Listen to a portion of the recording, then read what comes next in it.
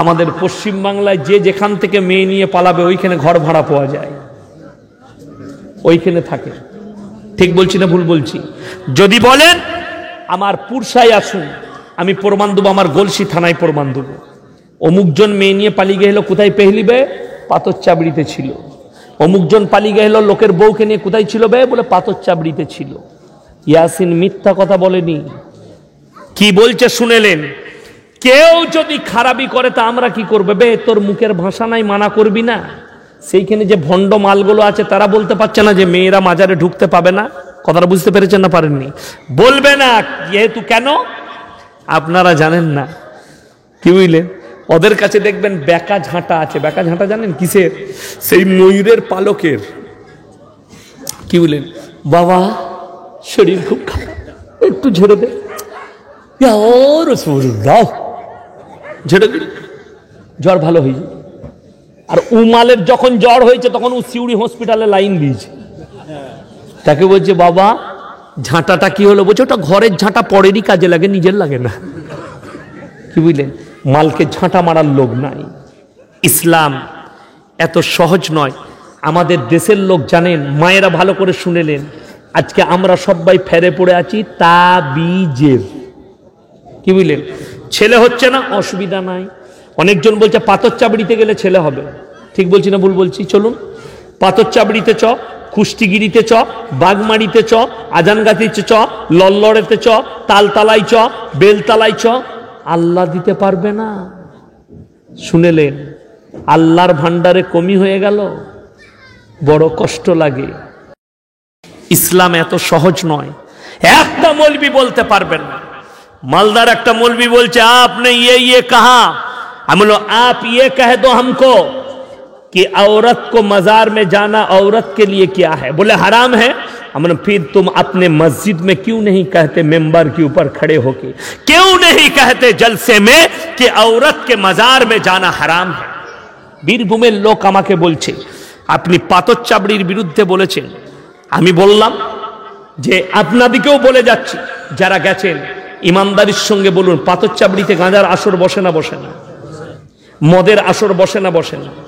চুরির সেখানে শুধু তাই নয়, আমি একটা জলসাই বলেছি, আমাদের পশ্চিম বাংলায় যে যেখান থেকে মেয়ে নিয়ে পালাবে ওইখানে ঘর ভাড়া পাওয়া যায়, ওইখানে থাকে। ঠিক বলছি না ভুল বলছি? যদি বলেন আমার পুরসায় আসুন, আমি প্রমাণ দেবো, আমার গলসি থানায় প্রমাণ দেবো। অমুকজন মেয়ে নিয়ে পালিয়ে গেল, কোথায় পেহলিবে? পাথর চাবড়িতে ছিল। অমুকজন পালিয়ে গেল লোকের বউকে নিয়ে, কোথায় ছিল বে? বলে পাথর চাবড়িতে ছিল। ইয়াসিন মিথ্যা কথা বলেনি। কি বলছে শুনেলেন? কেউ যদি খারাপি করে তা আমরা কি করবে? বে তোর মুখের ভাষা নাই, মানা করবি না? সেইখানে যে ভণ্ড মালগুলো আছে তারা বলতে পারছে না যে মেয়েরা মাজারে ঢুকতে পাবে না? কথাটা বুঝতে পেরেছেন না পারেননি? বলবে না, যেহেতু কেন আপনারা জানেন না। কি বুঝলেন? ওদের কাছে দেখবেন বেকা ঝাঁটা আছে। বেকা ঝাঁটা জানেন কিসের? সেই ময়ূরের পালকের। কি বলেন? বাবা শরীর খুব খারাপ, একটু ঝেড়ে দে, ঝেড়ে দিল, জ্বর ভালো হয়ে যায়। আর উমালের যখন জ্বর হয়েছে তখন ও সিউড়ি হসপিটালে লাইন দিয়েছে। তাকে বলছে বাবা ঝাঁটাটা কি হলো? বলছে ওটা ঘরের ঝাঁটা, পরেরই কাজে লাগে, নিজের লাগে না। কি বুঝলেন? মালকে ঝাঁটা মারার লোক নাই। ইসলাম এত সহজ নয়। আমাদের দেশের লোক জানেন, মায়েরা ভালো করে শুনেলেন, আজকে আমরা সবাই ফেরে পড়ে আছি তাবিজের। কি বুঝলেন? ছেলে হচ্ছে না, অসুবিধা নাই। অনেকজন বলছে পাথর চাবড়িতে গেলে ছেলে হবে। ঠিক বলছি না ভুল বলছি? চলুন পাথর চাবড়িতে চ, কুষ্টিগিরিতে চ, বাগমারিতে চ, আজানগাতিতে চ, লল্লড়েতে চ, তালতলায় চ, বেলতলায় চ। আল্লাহ দিতে পারবে না। শুনেলেন?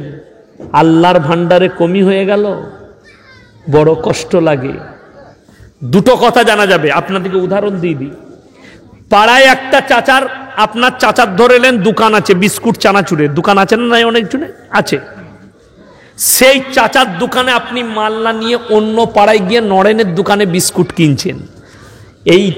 এই বিস্কুট কিনাটাই দুটো কথা জানা যাবে, হয় চাচার সঙ্গে ঝামেলা চলছে, না হলে চাচার কাছে মাল নাই। ঠিক কি না? আপনি যখন নরেনের দোকানে বিস্কুট কিনেছেন, এর মধ্যে দুটো কারণ, একটা হচ্ছে চাচার কাছে মাল ফুরিয়ে গেছে, তা না হলে চাচার কাছে মাল নাই, আর তা না হলে চাচার সঙ্গে তোর ঝামেলা চলছে। এখান থেকে দুটো কথা জানা যাবে, আল্লাহর কাছে মাল নেই, তা না হলে আল্লাহর সঙ্গে তোমার ঝামেলা চলছে। তুমি নামাজে বলো ইয়াকা নাবুদু ওয়া ইয়াকা নাস্তাইন, আল্লাহ তোমারই উপাসনা করি, আল্লাহ তোমাকেই পুজি। তারপরে কেমন করে গাছতলা বেলতলা ছাঁচতলা পেলে? আমার ভাইয়েরা শুনে নেন, কেউ যদি জীবনে একবার চুরি করে আল্লাহ ক্ষমা করে দেবেন যদি আপনি ক্ষমা চান। কেউ যদি ভুলবশত ব্যভিচার করে নেই আমার আল্লাহ ক্ষমা করে দিবেন। আর কেউ যদি জেনে বুঝে শিরক করে আমার আল্লাহ শিরকের গুনাহ ক্ষমা করবেন না। ইন্না শিরকা লাযুলমুন আযীম, আমি ইচ্ছা করলে সব পাপ ক্ষমা করব, কিন্তু শিরকের গুনাহ ক্ষমা করব না। আমার ভাইয়েরা, আমার মায়েরা শুনে নিন, আমার আল্লাহ রাব্বুল আলামিন পৃথিবীর মানুষকে সাবধান বাণী দিয়েছে। যারা আমার আল্লাহকে চিনতে পারোনি, আল্লাহ নিজের সত্তাকে বলেছেন কুল্লাউ কানাল বাহরু মিদাদাল লিকালিমাতি রাব্বি লানাফিদাল বাহরু আন ক্বাবলা আন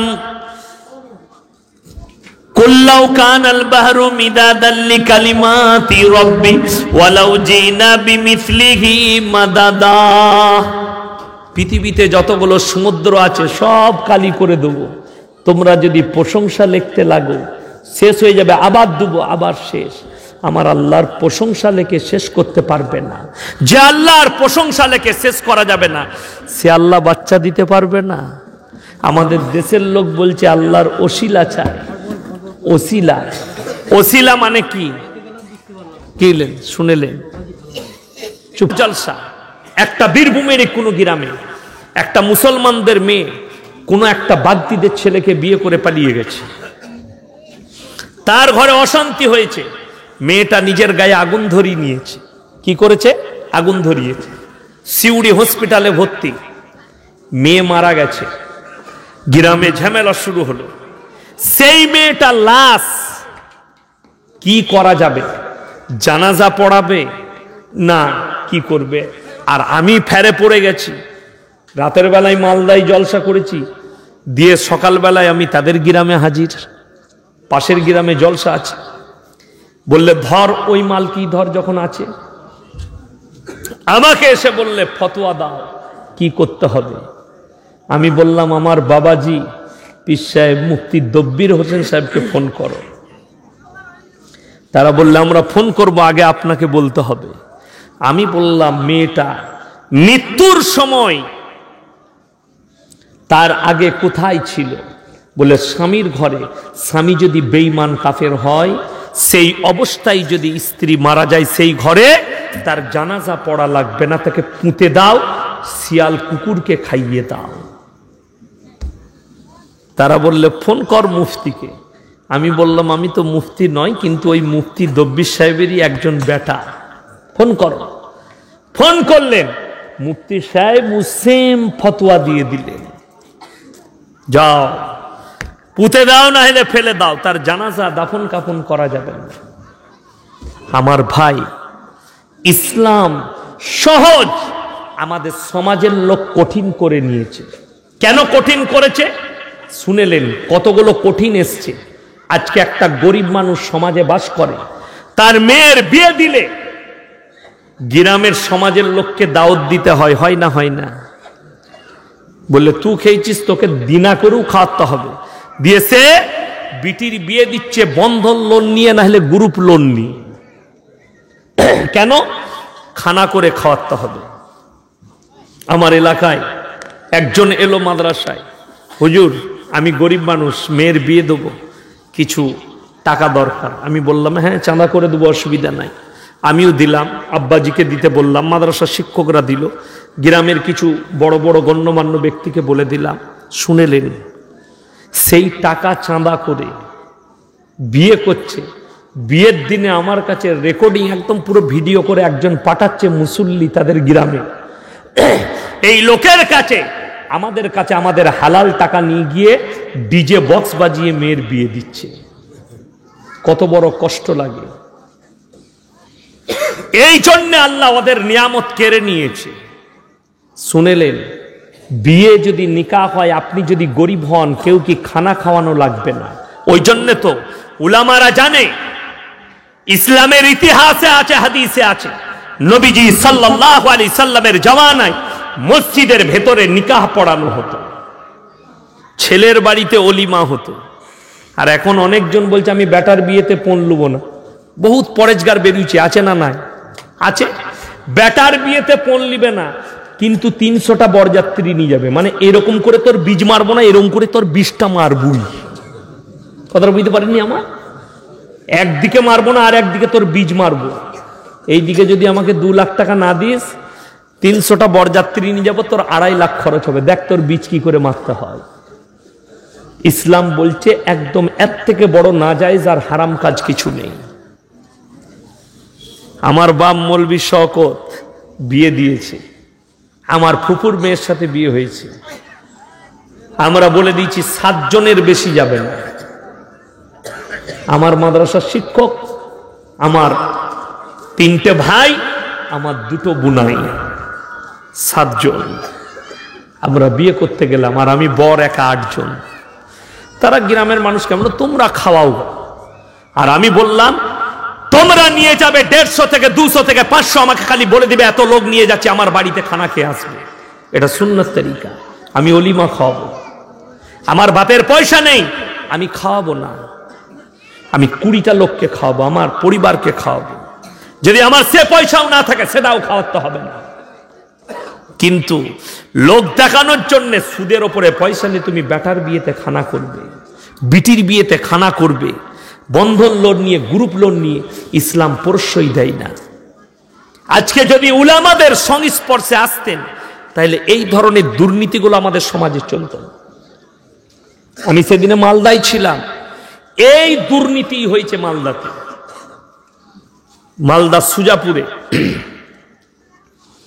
100-200 লোক লয়, 10 থেকে 20,000 শ্রোতা, 50,000 লোকের প্যান্ডেল।